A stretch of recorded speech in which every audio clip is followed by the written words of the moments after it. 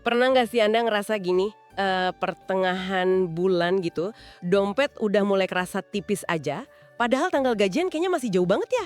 Hmm, Rasanya kayak kejebak gitu ya, di siklus gaji numpang lewat, atau istilah kerennya paycheck to paycheck. betul, betul. Itu banyak banget yang ngalamin loh. Iya kan? Tapi nih kabar baiknya, ini tuh bukan kondisi permanen kok. Hari ini kita mau coba gali lebih dalam nih dari sumber-sumber yang udah Anda kumpulin. Ada artikel finansial, tips dari bank, panduan praktis juga. Sip. Tujuannya buat nupas akar masalahnya, dan yang paling penting, gimana sih cara efektif keluar dari jebakan ini. Fokus kita kali ini ya, soal ningkatin literasi keuangan Anda. Siap nih kita mulai? Tentu saja, siap banget. Penting nih buat disadari ya, seperti yang ditekankan di salah satu sumber dari kontan itu, masalah ini tuh seringkali bukan soal kurang kerja keras. Oh, bukan itu ya. Dan banyak kok pekerja keras yang tetap aja kejebak di sini. Akarnya tuh lebih dalam, lebih ke gimana kita ngelola uangnya terus minimnya pemahaman finansial dasar. Literasi keuangannya kurang gitu. Ah, literasi keuangan ya. Iya, sampai ke kebiasaan konsumtif yang mungkin nggak sadar udah menghalangi kita bangun fondasi keuangan yang kokoh.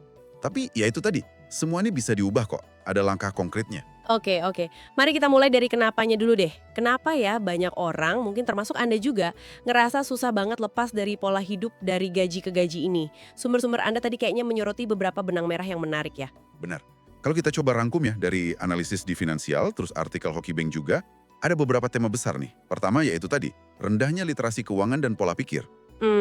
Banyak loh yang nggak pernah diajarin prinsip dasar kayak bikin anggaran atau budgeting, terus soal kekuatan compound interest itu loh, bunga berbunga, kayak bola salju atau gimana, cara sehat ngelola utang.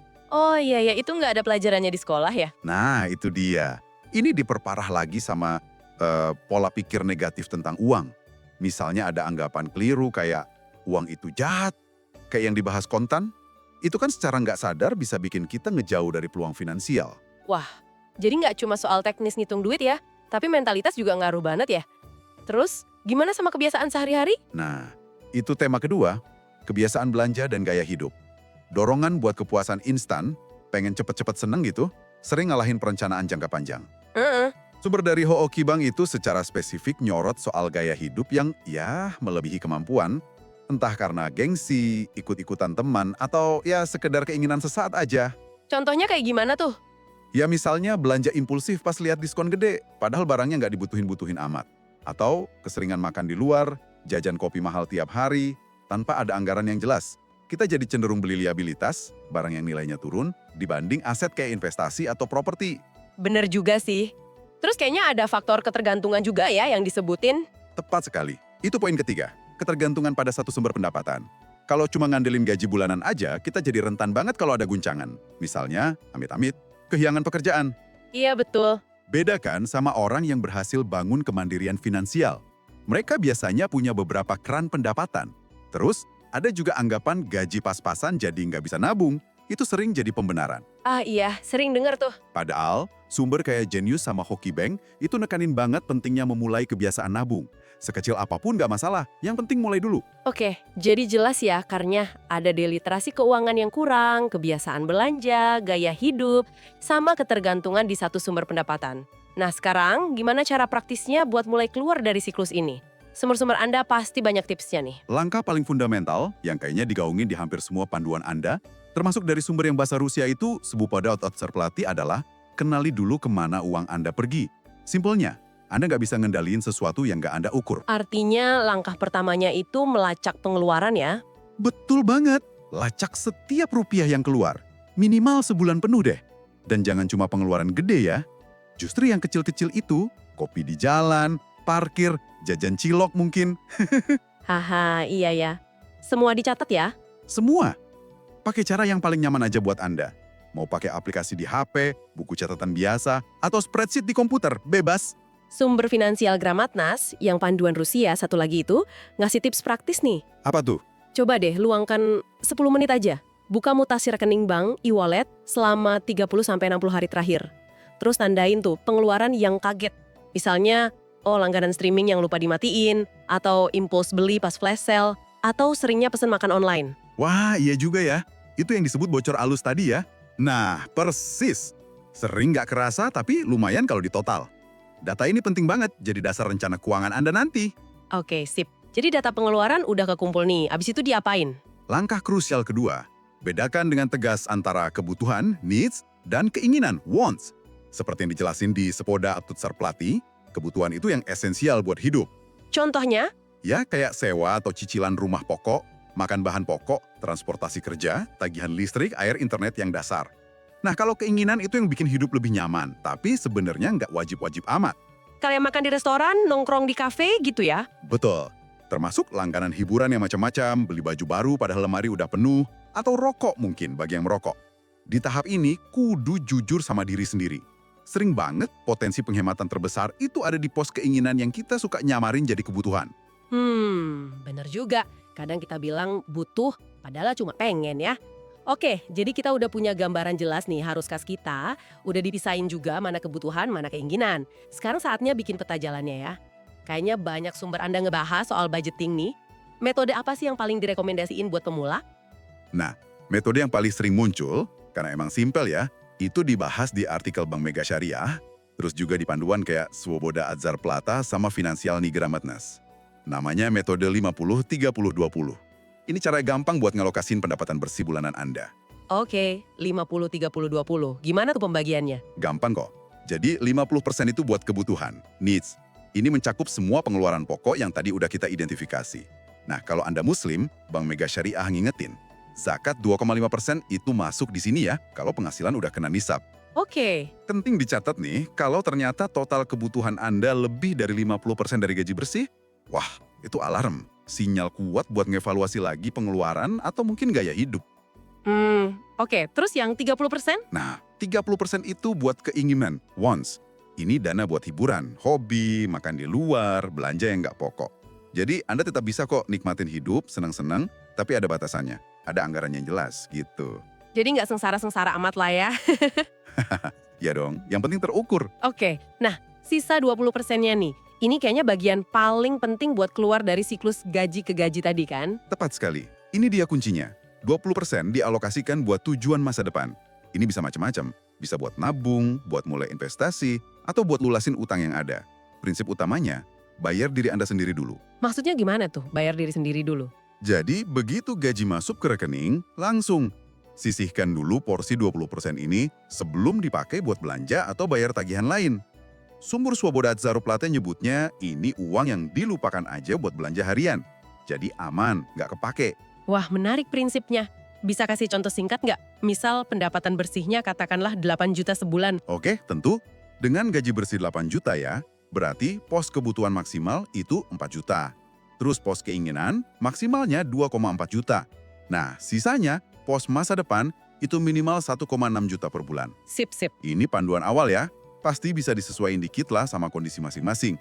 Tapi usahain jangan terlalu jauh dari prinsip alokasi 50-30-20 ini. Oke, metode 50-30-20 ini kedengarannya rapih dan gampang ya. Tapi apa cukup fleksibel buat semua orang? Misalnya buat teman-teman freelancer yang penghasilannya nggak tetap tiap bulan. Ada alternatif lain nggak sih yang disebutin sumber Anda? Pertanyaan bagus tuh. Fleksibilitas emang kadang jadi tantangan ya. Apalagi kalau pendapatan naik turun. Sumber Anda, kayak Finansial Gramatis, nyebutin ada alternatif lain kok. Misalnya zero-based budget. Di mana tuh? Jadi setiap rupiah dari pendapatan Anda itu dikasih tugas atau alokasi spesifik. Sampai nggak ada sisa yang nganggur. Jadi pemasukan dikurangi semua alokasi pengeluaran dan tabungan, hasilnya nol. Ada juga metode amplop atau jars. Ah, yang pakai amplop fisik itu ya? Bisa fisik, bisa juga digital sekarang. Misal bikin sub-account di rekening gitu. Intinya, misahin uang per kategori. Kalau amplop makan di luar udah habis uangnya, ya udah stop makan di luar. Sampai periode anggaran berikutnya. Jadi lebih disiplin ya? Betul. Yang paling penting, seperti ditekankan Finansial Gramatis, bukan nyari metode yang paling sempurna atau paling keren. Tapi, pilih satu sistem aja yang menurut Anda paling masuk akal dan bisa Anda jalanin secara konsisten. Minimal banget, coba 90 hari deh, biar jadi kebiasaan. Oke. Evaluasi tiap bulan boleh, sesuaikan kalau perlu. Tapi jangan gonta-ganti sistem tiap minggu, nanti malah bingung sendiri. Oke, jadi kuncinya konsistensi ya. Nah, tadi kan disebutin pos 20% itu buat tabungan, investasi, sama utang. Buat yang baru mau mulai nih, prioritasnya kemana dulu dari 3 itu? Kayaknya sumber-sumber Anda kompak banget soal ini. Iya, kompak banget. Prioritas nomor 1 nggak bisa ditawar lagi. Dari alokasi 20% itu adalah membangun dana darurat, emergency fund. Ini fondasi absolut. Harus ada dulu sebelum mikirin yang lain. Kenapa sepenting itu sih dana darurat? Tujuannya, seperti dijelasin di media keuangan, Hoki Bank, sama Swoboda Atsarplata juga, itu sebagai jaring pengaman finansial Anda buat ngadepin situasi tak terduga yang butuh biaya gede. Misalnya, amit-amit kehilangan pekerjaan, atau sakit keras yang nggak di-cover asuransi, atau tiba-tiba rumah atau kendaraan perlu perbaikan darurat, biar nggak perlu ngutang lagi atau nguras tabungan lain. Oke, jadi kayak benteng pertahanan gitu ya. Nah, idealnya berapa besar sih dana darurat ini? Kalau dari media keuangan, sarannya gini, buat Anda yang lanjang, belum ada tanggungan, targetnya sekitar 3-6 kali pengeluaran bulanan. Nah, kalau udah berkeluarga, punya tanggungan, atau mungkin Anda freelancer yang pendapatannya nggak tetap, targetnya lebih gede lagi, sekitar 6-12 kali pengeluaran bulanan. Wah, lumayan juga ya targetnya. Kelihatannya berat nih ngumpulinnya. Jangan terintimidasi dulu deh sama target akhirnya. Mulai aja dulu dari target kecil yang realistis. Misalnya, kumpulin dulu 3 juta sampai 5 juta pertama. Kayak yang disaranin Financial Grammatness. Itu biasanya bagian tersulit, tapi paling penting. Oke, mulai dari yang kecil dulu ya. Iya, kuncinya apa? Otomatisasi. Coba diatur transfer otomatis dari rekening gaji ke rekening khusus dana darurat. Idealnya H+1 gajian, jadi langsung kepotong, nggak sempat kepake.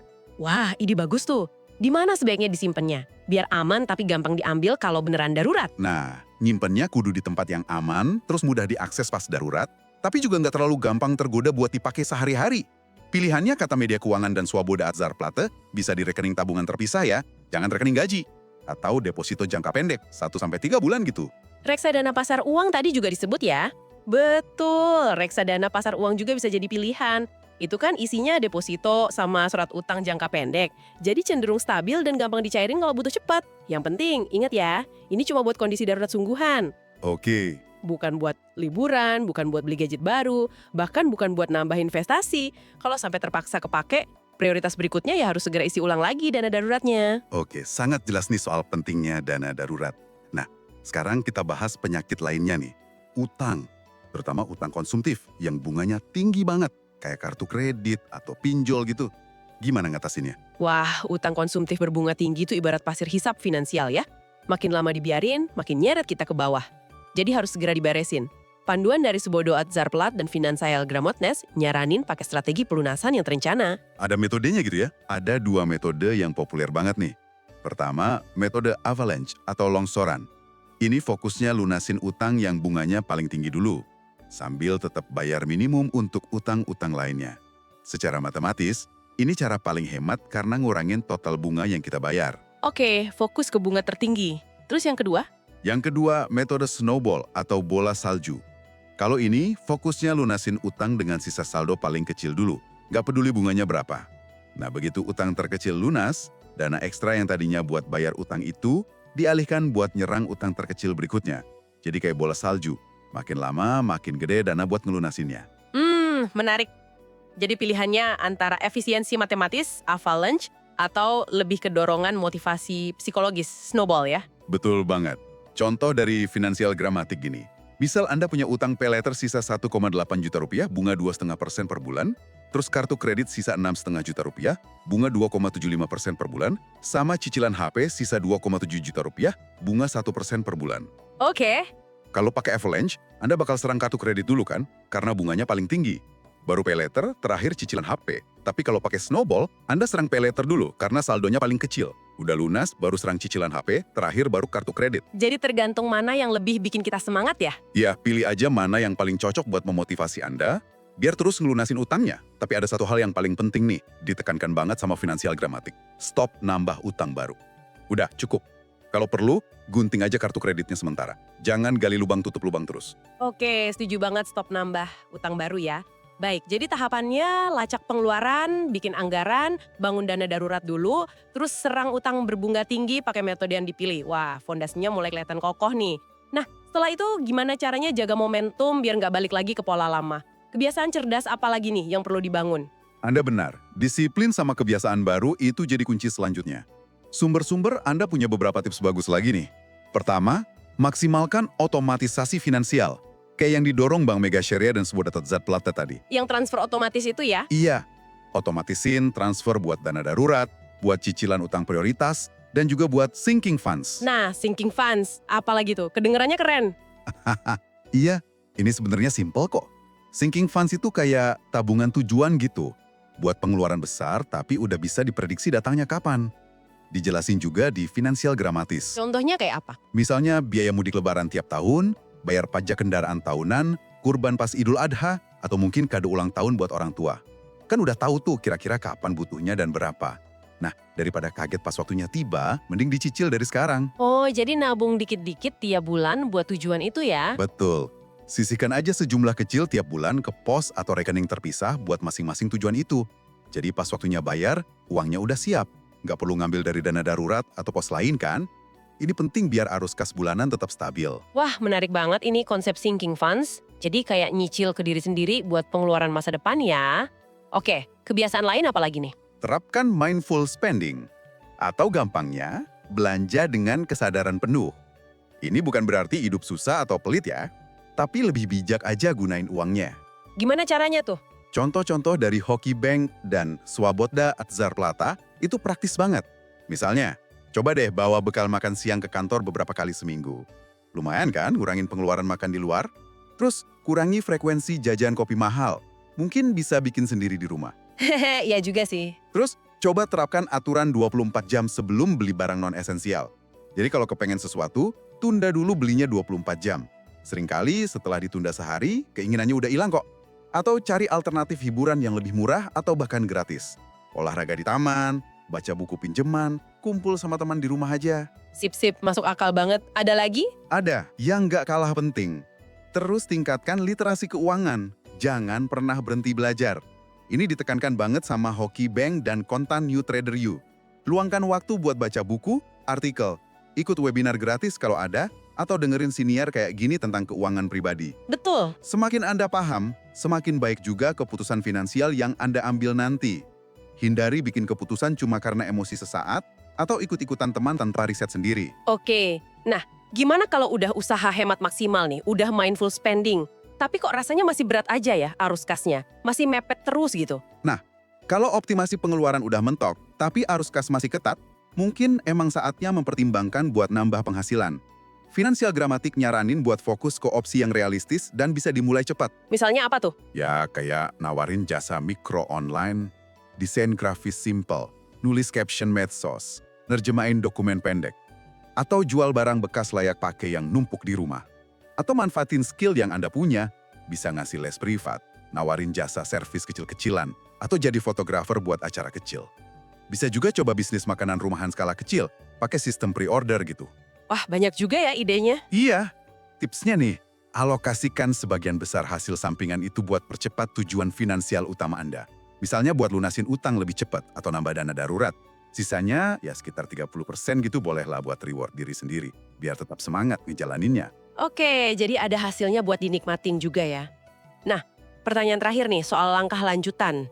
Investasi, kapan sih waktu yang tepat buat mulai mikirin investasi? Kan sering denger tuh, biar uangnya berkembang. Investasi itu penting banget buat jangka panjang, buat ngelawan inflasi, buat bangun kekayaan. Tapi jangan terburu-buru juga. Waktu yang paling tepat buat mulai investasi itu adalah setelah fondasi keuangan Anda kuat. Maksudnya gimana tuh fondasi kuat? Artinya, dana darurat Anda udah kekumpul minimal 3 bulan pengeluaran, dan utang-utang konsumtif yang bunganya tinggi udah terkendali atau lunas. Kalau dua ini belum beres, fokus ke situ dulu aja. Oke, jadi beresin fondasi dulu baru investasi ya? Betul. Nah, kalau udah siap, prinsip buat pemula kata OAC Hoki Bank dan Swaboda Zat Plata, mulai dari yang simple dan risiko rendah. Gak usah langsung loncat ke yang aneh-aneh atau rumit. Contohnya ya kayak reksadana pasar uang tadi, atau surat berharga negara SBN, retail, itu kan surat utang pemerintah, jadi relatif aman. Terus apa lagi prinsipnya? Konsisten. Lebih baik investasi kecil tapi rutin tiap bulan, daripada langsung gede tapi cuma sekali. Terus pahami produknya. Jangan cuma ikut-ikutan temen atau karena lagi rame dibicarain. Riset dulu. Dan terakhir diversifikasi. Jangan taruh semua telur dalam satu keranjang. Sebarin investasinya ke beberapa jenis aset.